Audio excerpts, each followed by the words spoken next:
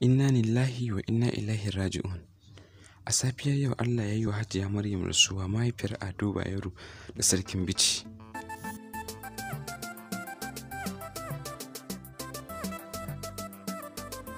Marigayya Hajiya Maryam mahaifiya ce ga mai martaba Sarkin Kano Alhaji Aminu Bayero, kuma mahaifiya ce ga mai martaba Sarkin Bichi Alhaji Nasiru Ado Bayero. Hajiya Maryam ta rasu ne a ƙasar Masar bayan gajeriyar rashin lafiya da ta sha fama da ita.